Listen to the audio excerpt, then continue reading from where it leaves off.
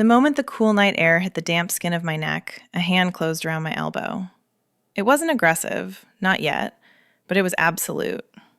I froze, one stiletto suspended over the wet pavement, the heavy brass doors of the Gala still swinging shut behind me with a finalized thud. The muffled roar of the ballroom, clinking crystal, the drone of insincere laughter, faded instantly. In its place was the sharp, metallic scent of rain on asphalt and the lingering ghost of my own expensive perfume. I turned, breath hitched, ready to dismiss a valet with a sharp look. Instead, I found myself looking up, into eyes that didn't ask for permission. I was a woman who commanded boardrooms, who moved millions with 3 minutes earlier, I had been suffocating. The grand ballroom was a cage of gold leaf and velvet, heated to an unbearable degree by 300 bodies pressing against the limits of their tailored tuxedos. My dress, a marvel of emerald silk that hugged my ribs like a second skin, felt less like high fashion and more like a constriction device. Every flash of a camera was a physical blow, a blinding white star exploding in my peripheral vision, demanding a smile I didn't feel. I had spent 4 hours perfecting the art of the non-answer, nodding at investors whose names I knew better than their faces.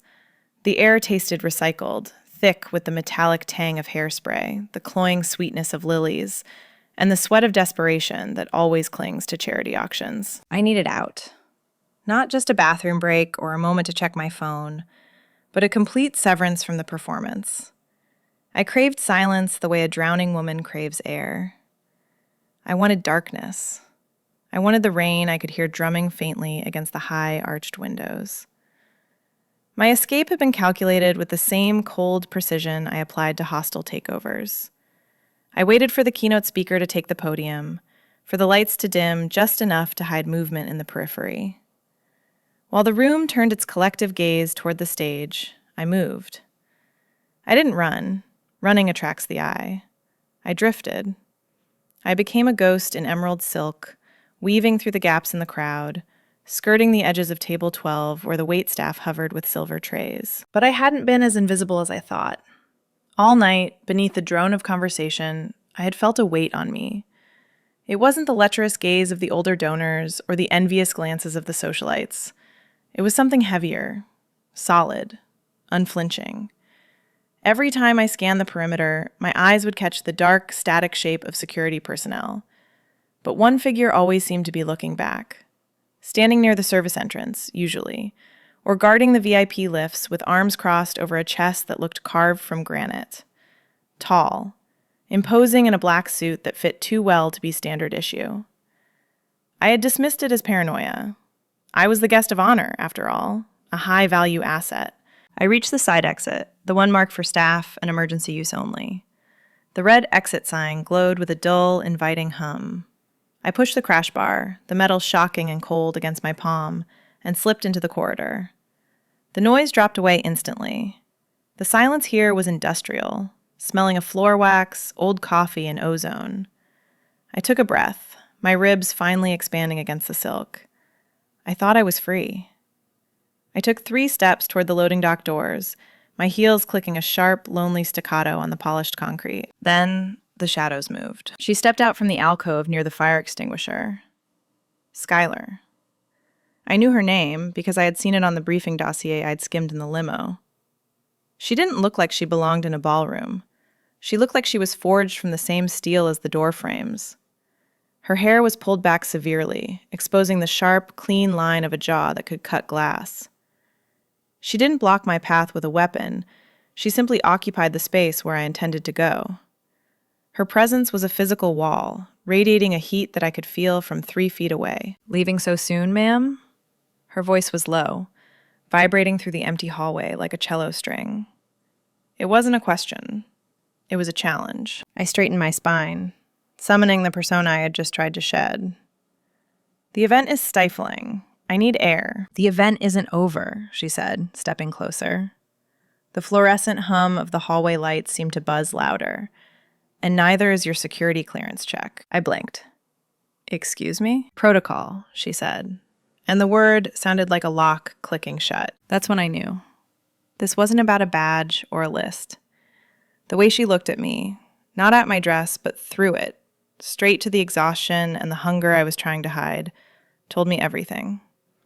She'd been watching me perform all night, seeing the cracks in the porcelain, and she had decided the show was over. She didn't wait for my consent. She didn't have to. She simply turned on her heel, a pivot of military precision, and began to walk deeper into the corridor. It was a silent command, one that bypassed my executive brain and struck something far more primal in my chest. For a fraction of a second, my indignation flared.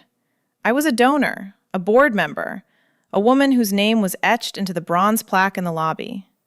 But my feet moved before my pride could stop them. I followed. We left the gilded world behind us. The transition was abrupt, almost violent in its clarity. The sound of our movement became the only reality. The acoustic landscape of the service corridor was unforgiving. My heels, Italian leather and designed for carpets, struck the polished concrete floor with a sharp, echoing clack, clack, clack. It was a frantic, uneven rhythm that betrayed my pulse. In contrast, Skylar moved with a silence that was unnerving. Her heavy combat boots absorbed the impact, making her glide rather than walk. She was a predator moving through her own territory, while I was the noisy, conspicuous intruder, stumbling into a world I didn't understand. "This is absurd," I said, my voice sounding thin in the long hallway. I stopped walking, forcing the issue. I needed to reassert the hierarchy. "Do you know who I am?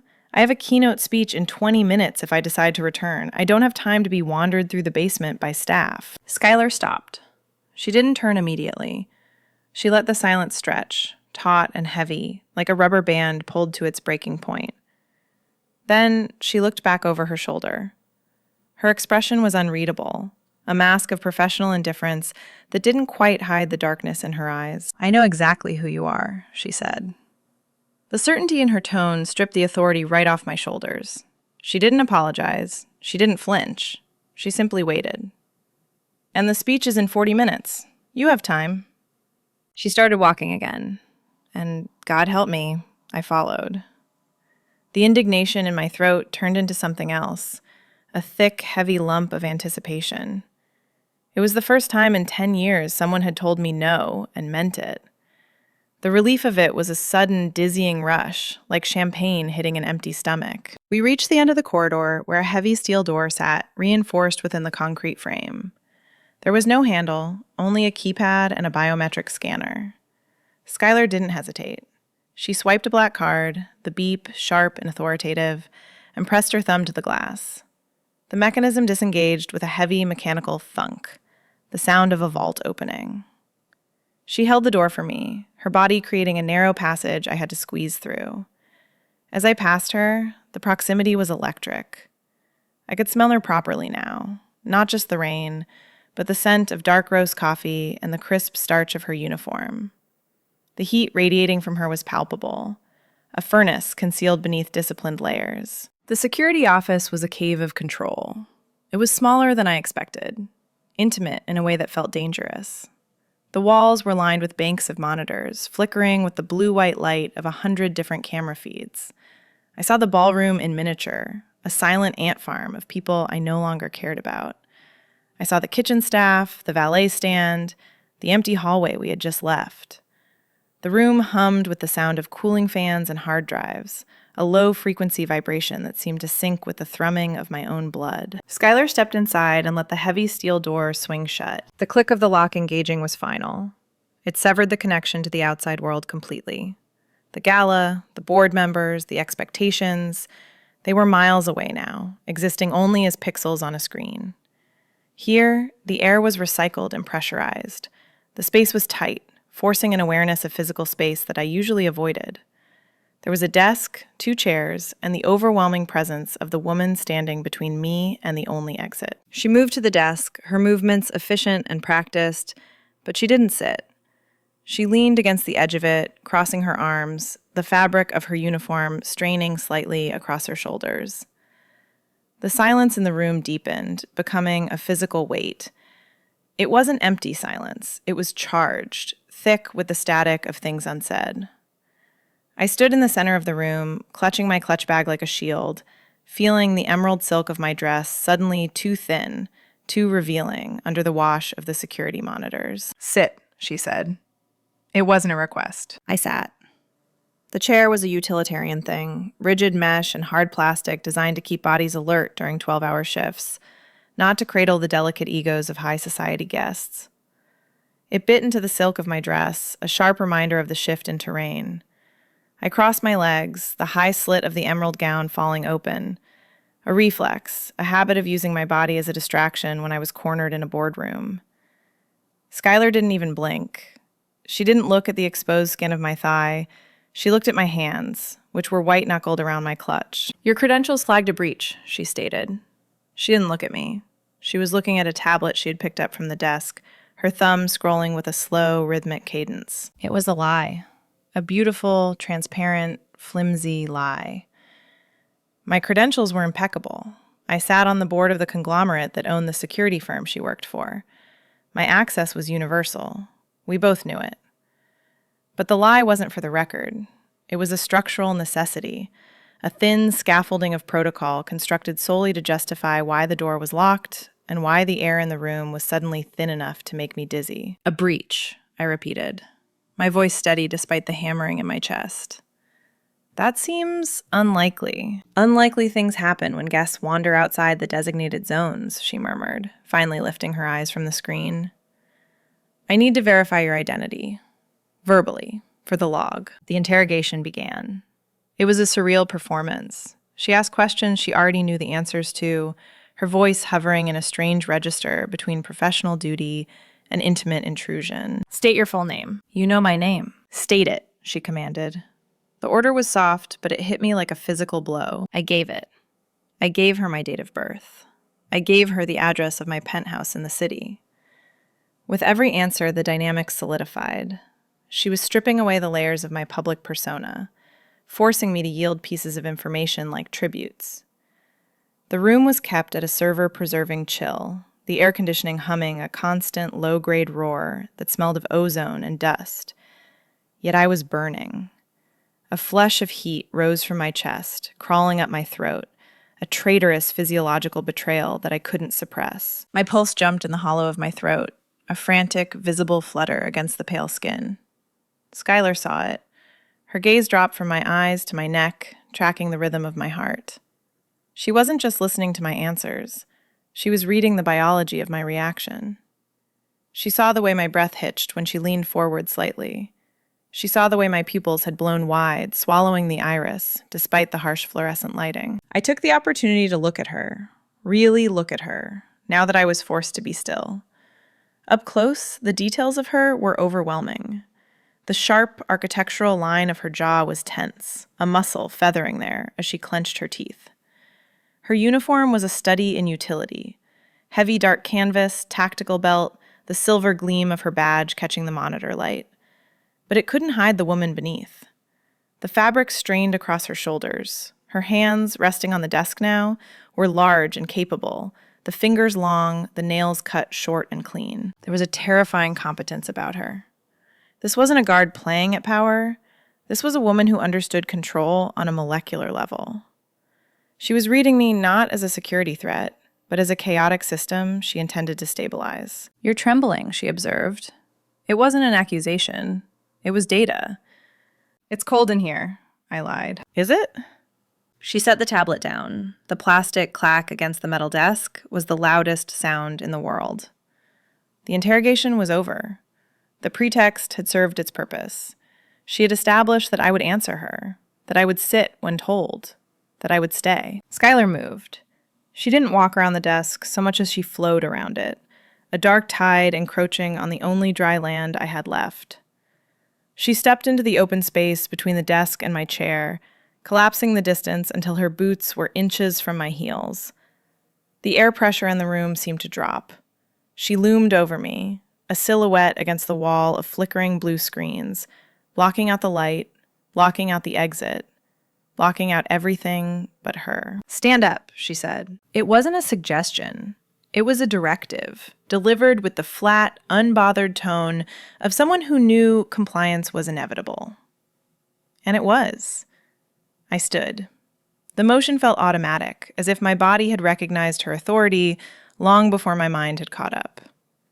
The mesh chair creaked as I rose, the sound absurdly loud in the pressurized quiet of the room. Standing there, in the center of the office, I felt stripped. Not of my clothes, the emerald silk still encased me like armor, but of the distance I usually kept between myself and the world. I was used to podiums. I was used to the head of the table. I was used to barriers. Here, there was nothing but 2 feet of air and the woman who intended to close it. "I need to ensure you aren't carrying any recording devices," Skylar said. Her voice was calm, devoid of irony, though we both knew the absurdity of the claim. Corporate espionage is a risk at these levels. You understand. "In a backless gown?" I managed to ask, though my voice lacked its usual biting edge. Where would I hide a wire, Skylar? In my hemline? You'd be surprised, she murmured. Turn around. Arms out. I turned. I lifted my arms. The surrender was total. The first touch was a shock to the system. I expected it. I was waiting for it.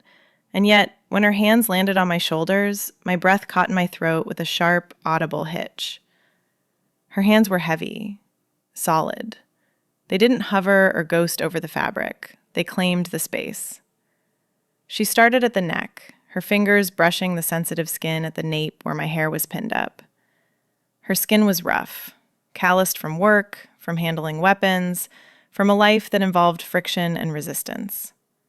Against the hyper-smooth, manicured softness of my own skin, the contrast was electric. It was sandpaper on satin, a tactile collision that sent a shiver racing down my spine. She moved with agonizing slowness. This was a search, yes, but it was also a demonstration. Her palms slid down the slope of my shoulders, pressing firmly, checking the seams of the dress. She was thorough, terrifyingly thorough. Her hands moved down my arms, testing the muscle, her fingers encircling my wrists for a beat too long, feeling the frantic, bird-like flutter of my pulse beneath the thin skin. She didn't comment on it. She simply noted it, filed it away, and continued. "Spread your feet," she instructed, her voice vibrating against my back. I obeyed. I shifted my stance, the heels clicking on the floor. Her hands returned to my torso. She traced the line of the zipper down my spine, her knuckles grazing the exposed skin of my back. The air in the room was freezing, conditioned to protect the server banks, but where she touched me, I was burning.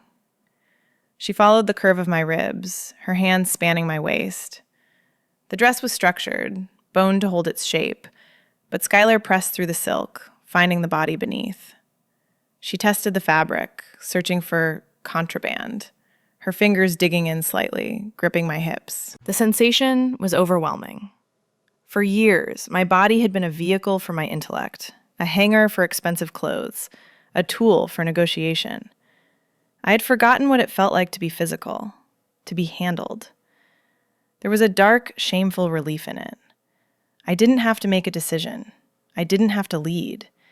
I just had to stand there, breathing shallowly, while this woman mapped my geography with the precision of a cartographer.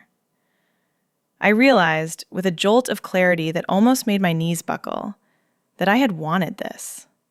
I had walked into this room hoping for exactly this, to be stopped, to be held in place by something stronger than my own ambition. "Turn," she said. I turned to face her. We were inches apart now. The monitors cast a blue, flickering light across her face, highlighting the sharp focus in her eyes. She didn't look at my face. She was looking at the bodice of the dress, her expression professional, detached, which only made the intimacy of the act more unbearable. "The hem," she said. The dress had a slit that ran up the left thigh, a calculated design choice, meant to flash a hint of leg when I walked. Skylar dropped to one knee. The shift in elevation was jarring.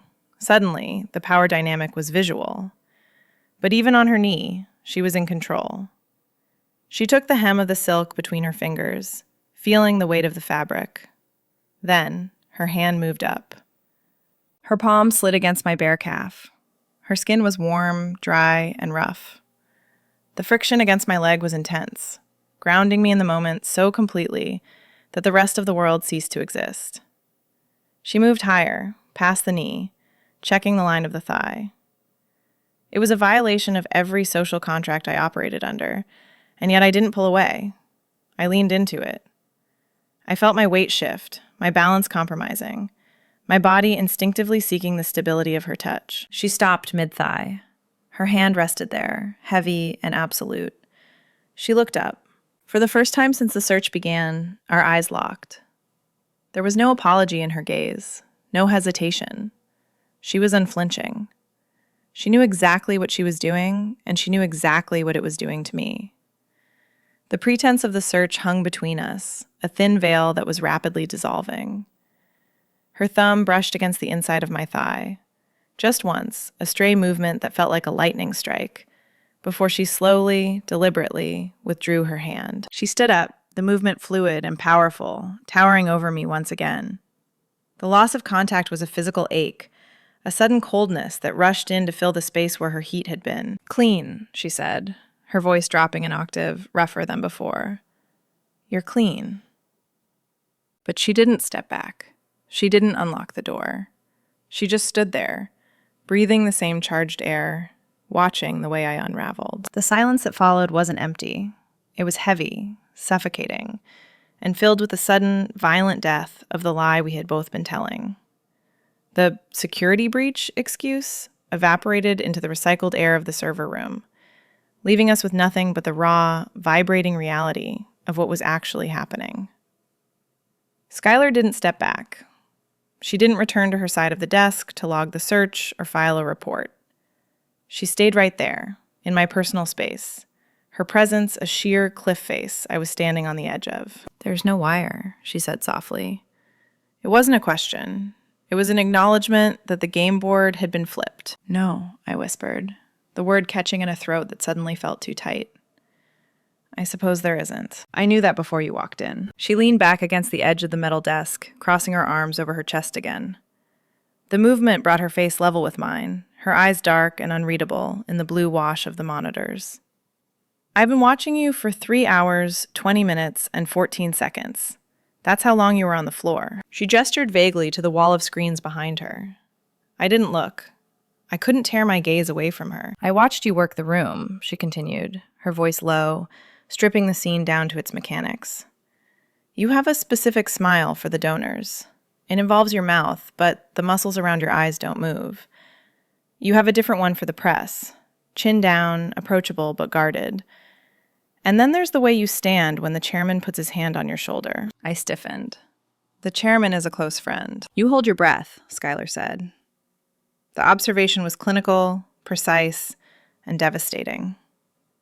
Every time he touches you, you stop breathing for 3 seconds. You shift your weight to your left foot, ready to pivot away. You look like a trapped animal, waiting for a cage door to be left unlatched. The air in the room seemed to thin. My chest heaved, the corset of the emerald dress suddenly feeling like a vice. I wanted to deny it. I wanted to summon the icy indignation that had served me so well in boardroom negotiations, to tell her she was imagining things, to demand she unlock the door. But the denial died on my tongue. It died because she was right. She had seen the one thing I spent my entire life hiding: the effort, the sheer, crushing weight of the performance. "I hate it," I said. The admission slipped out before I could check it, quiet and terrible. Skylar didn't blink. She didn't offer false comfort. She just waited, unflinching. "I hate the noise," I continued, the words tumbling out faster now, a dam breaking. "I hate the way they look at me like I'm an asset to be liquidated. I hate that I have to wear this dress and smile at men who think they own the ground I walk on.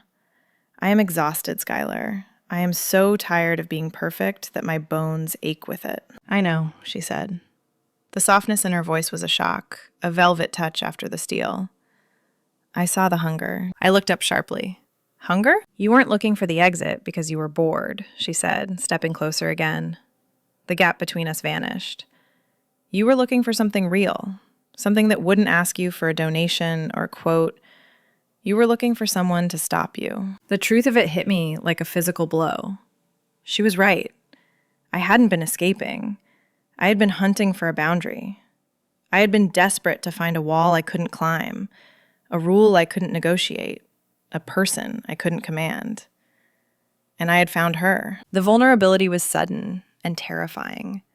I felt exposed in a way that had nothing to do with the slit in my dress or the search she had just conducted. She had peeled back the skin of my public persona and looked directly at the raw, shivering thing underneath. It was too much. The intimacy was too sharp, too fast. Panic, cold and familiar, spiked in my chest. I needed to leave. I needed to rebuild the walls she had just demolished. I turned abruptly, my heels scraping against the concrete floor, and reached for the handle of the heavy steel door. I needed the noise of the ballroom, the safety of the crowd, the armor of the lie. But Skylar didn't grab me. She didn't shout or use the force I knew she possessed. She simply moved. She shifted her weight, sliding past me with that predatory grace, and planted her boot against the base of the door. She leaned her shoulder against the steel, effectively becoming the barrier herself. Therefore, the escape route was gone. I was trapped not by a lock, but by her refusal to let me run away from the truth she had just forced into the light. She didn't touch me. She didn't have to. She just stood there, blocking the way out, forcing me to stop, forcing me to turn back and face her. The air between us thickened, charged with the static electricity that made the hair on my arms stand up. It wasn't fear anymore. It was the heavy, suspended silence of a storm about to break. We stood there, the high-status guest and the security guard, waiting for the first spark to ignite the atmosphere. I found myself staring at the heavy, tactical nylon of her vest, at the way the dark fabric absorbed the harsh fluorescent light rather than reflecting it. In the ballroom upstairs, power was performative. It was silk ties and Patek Philippe watches. It was shouting over champagne flutes to ensure your net worth was audible to the next table. But here, leaning against a steel door, with her arms crossed and her weight settled comfortably on her heels, Skylar wore power like a second skin. It wasn't decorative. It was functional. It was the kind of authority that didn't need to raise its voice because it knew, with absolute certainty, that it could end a threat in 3 seconds flat. And God, the relief of it was intoxicating. My days are a relentless, grinding series of high-stakes arbitrations. I decide the fate of mergers. I decide which division gets cut and which one gets funding. I carry the mortgage of 1,000 employees' futures on my shoulders. And I do it while wearing 4-inch heels and a smile that never quite reaches my eyes. I am always the one steering the ship, always the one watching the horizon for icebergs. But standing there, trapped in that airless, humming room, I felt the burden of command slide off my spine. I didn't have to decide anything. I didn't have to lead. I couldn't leave even if I wanted to. She had made sure of that. And the loss of agency was the most liberating thing I had felt in a decade. Skylar saw the shift in me. She saw the moment the fight left my shoulders and the hunger took its place. She pushed off the door, moving into the small space between us with a slow, deliberate gravity. She didn't touch me, not yet. Instead, she reached out and took the small, beaded clutch from my unresisting fingers. It was a ludicrous object, covered in Swarovski crystals, worth more than the servers humming in the racks behind us. To her, it was nothing. A prop. A barrier. She weighed it in her hand, her expression unreadable, and then set it on the metal desk with a dismissive clack. Next, she reached for the laminated VIP badge clipping the strap of my dress. Her knuckles grazed the swell of my breast, accidental or perhaps entirely calculated, as she unclipped it. She looked at the photo, then at me, and then tossed the plastic ID onto the desk beside the clutch. "You don't need these in here," she said. The words were simple, but the subtext was a landslide. You are not a VIP here. You are not a donor. You are just a body, and you are mine. The silence that followed stretched tight, a violin string wound to the snapping point. The storm outside had intensified, the rain no longer tapping but lashing against the high, reinforced windows, a chaotic, rhythmic drumming that drowned out the hum of the electronics. The world outside was washing away. The gala was gone. The boardroom was gone. There was only the gray steel of the walls, the blue flicker of the screens, and the woman standing close enough that I could track the slow, steady pulse in her neck. "You're used to giving orders," Skylar murmured. Her voice had dropped, shifting from the professional cadence of a security briefing to something darker, something that vibrated in the hollow of my chest. It wasn't a question anymore. It was an observation of the prey. "You're used to people jumping when you speak, scrambling to please you." "Yes," I breathed. My voice was barely a whisper, stripped of all its usual polish. "Exhausting," she noted. "Yes." "Then stop." She took a step closer, collapsing the final inch of distance. The air between us was so charged it felt thick, like wading through water. She raised her hand. I flinched, not from fear, but from the sheer, overwhelming anticipation of contact. But she didn't grab me. She didn't restrain me. Her hand, rough and warm and incredibly large, came up to cup the side of my face. Her thumb rested against my cheekbone, tracing the line of it with a terrifying gentleness. It was the first deliberate touch. It wasn't a search, it wasn't protocol. It was a claim. Her calloused palm against my skin was a shock of heat that grounded me, silencing the noise in my head instantly. I leaned into it, my eyes fluttering shut, my breath leaving me in a broken rush. I surrendered to the weight of her hand, to the weight of her authority, and for the first time all night, I finally stood still. The shift was seismic. It wasn't a step, it was an invasion. Skylar didn't just cross the invisible boundary of professional distance, she obliterated it. She moved into my space with a terrifying, fluid certainty, her body becoming a wall that blocked out the flickering monitors, the locked door, and the last shred of my autonomy. I instinctively took a step back, my survival instincts finally kicking in against the haze of arousal, but there was nowhere to go. My hips collided with the edge of the metal desk, the hard steel biting into my lower back through the silk. I was pinned, trapped between the cold, unyielding furniture and the radiating heat of the woman who had decided I wasn't going anywhere. Her thumb was still on my cheek, a rough, grounding anchor, but her eyes dropped to my mouth. The look was predatory, heavy with intent. It wasn't a question of if, it was a question of when. And Skylar, true to the authority she wore like armor, decided now. She leaned in, and the first brush of her lips against mine was a shock that stopped my heart. It wasn't tentative. It wasn't the polite, social air kissing I had endured for hours upstairs. It was a collision. It was claiming. She tasted of the dark, bitter coffee that scented the office, and a sharp, metallic tang of control. I gasped, a sharp intake of breath that she swallowed whole as she deepened the kiss, pressing me harder against the desk. The sensation was overwhelming, a total sensory overload that short-circuited every logical thought in my brain. My legs, usually so steady in 4-inch heels, turned to water. The strength simply evaporated from my muscles, leaving me trembling and unstable. I reached out blindly, my hands scrabbling for purchase, finding the heavy, ballistic nylon of her tactical vest. I gripped the straps at her shoulders, clinging to her not just for balance, but because she was the only solid thing left in a world that was rapidly spinning off its axis. The texture of the nylon was rough under my manicured fingers, a stark, gritty contrast to the softness of the life I lived. And I dug my nails in, pulling her closer, needing the friction, needing the weight of her against me. Skylar responded to my grip with a low sound in her throat, a growl that vibrated against my lips, traveling straight down my spine to coil hot and heavy in my stomach. Her free hand, the one not cradling my face, moved. It swept down the side of my body, tracking the curve of my waist, the flare of my hip, with a possessiveness that made my head swim. Her palm was broad and calloused, and even through the layers of emerald silk and the structure of the gown, I could feel the heat of it searing my skin. She didn't handle me like I was fragile. She handled me like I was hers.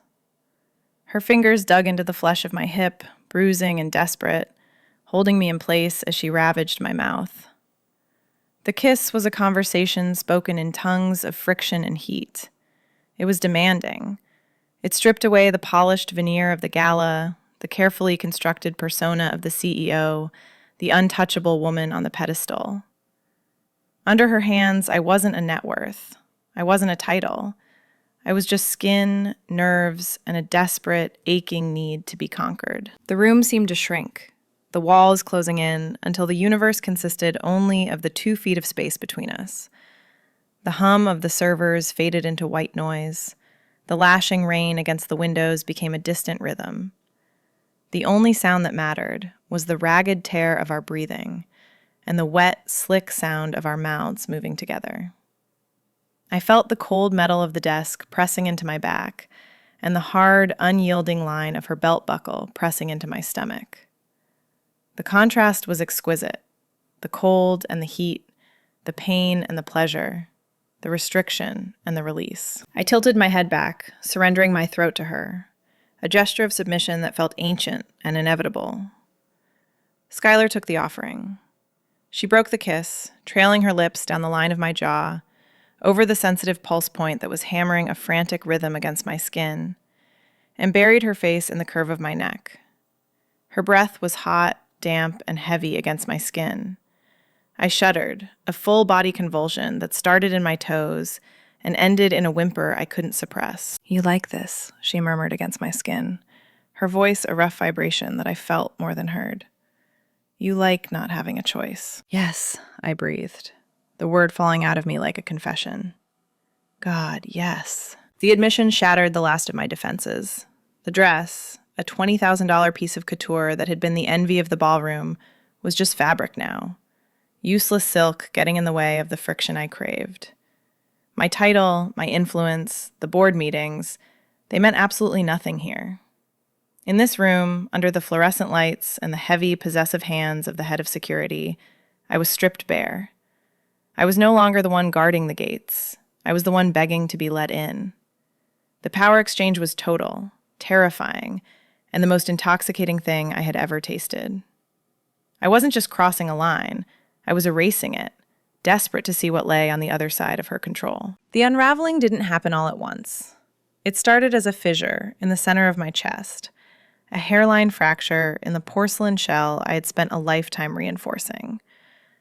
And then, under the relentless pressure of Skylar's hands, the whole structure simply gave way. It wasn't just desire. It was a demolition. Skylar moved with a terrifying, beautiful precision. There was no fumbling, no hesitation. She navigated the landscape of my body with the same cool, tactical efficiency she used to secure a perimeter. Her hands knew exactly where to go, as if she had memorized the blueprints of my nervous system long before I walked into this room. Her fingers traced the line of my throat, finding the erratic pulse there and soothing it with a heavy, grounding pressure. She didn't rush. She wasn't frantic. She was methodical, dismantling my defenses one by one until there was nothing left but the raw, shivering nerve endings beneath. When her hands slid up the silk of my thigh, finding the heat of my skin, I didn't just gasp. I broke. The sound that tore from my throat was half sob, half laugh, a jagged, ugly thing that would have horrified the board of directors. But here, in the blue-lit sanctuary of the security office, it sounded like freedom. It was the sound of a weight being dropped.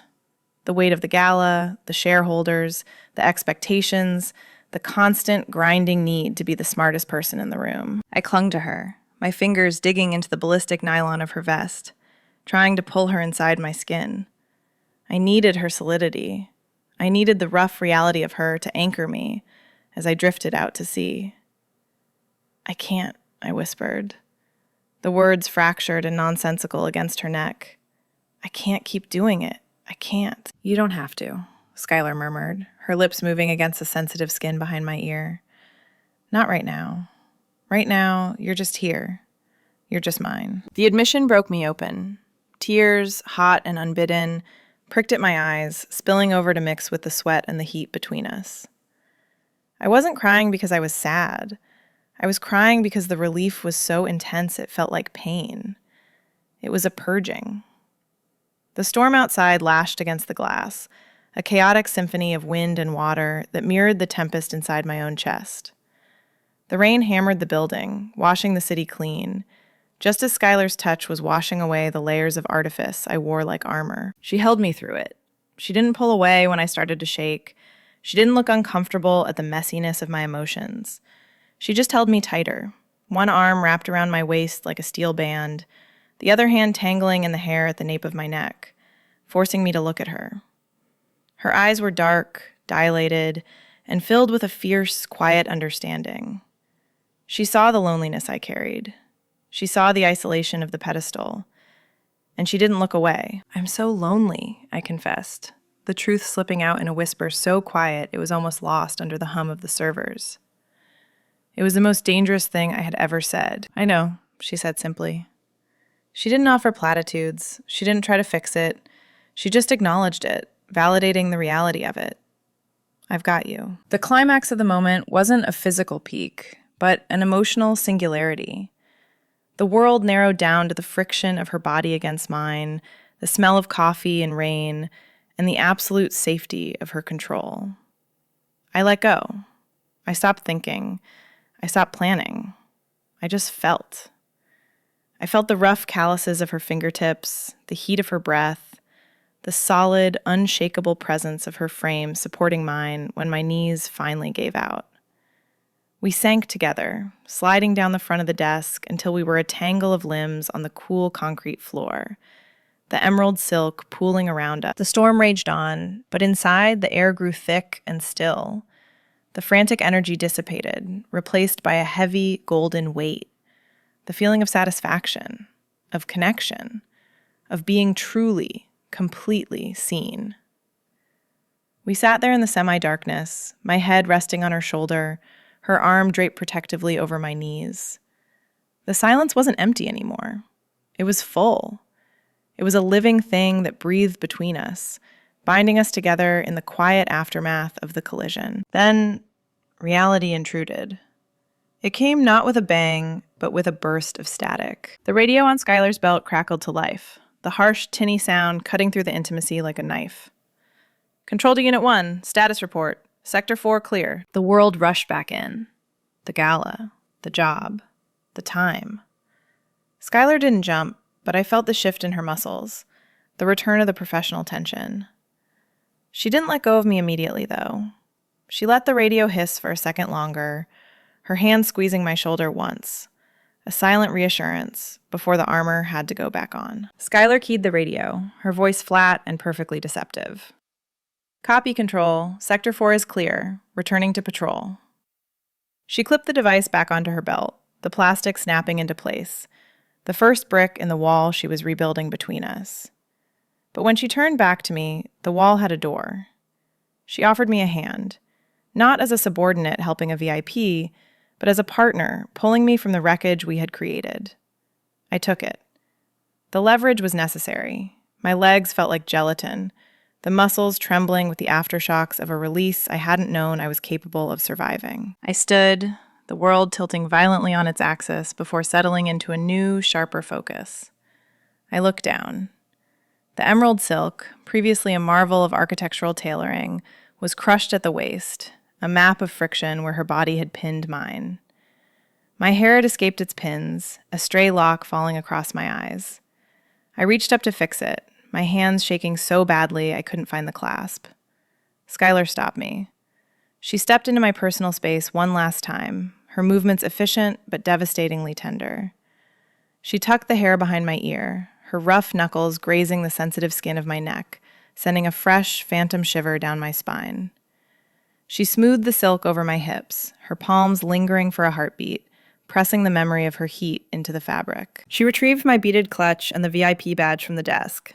She didn't clip the badge back onto my dress. Instead, she pressed it into my palm, curling my fingers over the hard plastic. "You're clear," she murmured. The double meaning hung in the air, heavy and sweet. I was clear of the search, but I was marked by the finder. The walk back to the exit was a surreal procession. The service corridor, which had seemed so hostile and endless before, now felt like a cathedral of concrete and wire.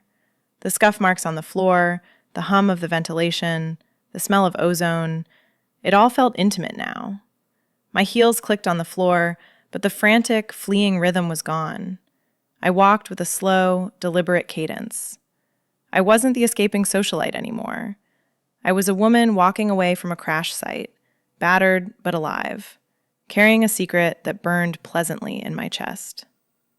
Skylar walked beside me, a silent shadow, her boots making no sound. We moved in tandem, a unit forged in the dark, moving toward the light neither of us really wanted to reach. We reached the heavy steel doors that led to the loading dock. Skylar pushed the crash bar. The night air rushed in, wet and cold, smelling of exhaust and rain-soaked pavement.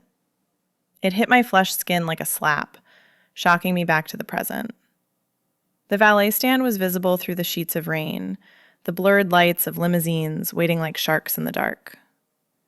Skylar stood on the threshold, one hand on the metal frame, the guardian of the gate. "Drive safe, ma'am," she said. The title was no longer a deference. It was a shield, a way to hide what we knew in plain sight. "I will," I replied. I didn't say thank you. I didn't say goodbye. Those were words for strangers. I stepped out into the rain. I didn't run. I let the water hit my bare shoulders, let it dampen the expensive silk. I didn't care. The cold couldn't touch me. I was burning from the inside out. The valet opened the rear door of my car, looking concerned at my disheveled state. I just smiled at him. A real smile, sharp and dangerous. I slid into the leather seat, the silence of the cabin wrapping around me like a cocoon. As the car pulled away, the red taillights painting streaks on the wet asphalt, I looked back. The security lights were fading, but the heat remained. I touched my fingers to my lips, tracing the bruised, tender shape of them. They still tasted of coffee and control. I wasn't just a guest anymore. I was a risk. And I knew I would be back to breach protocol again. If you want to see what happens when the alarm trips next, subscribe.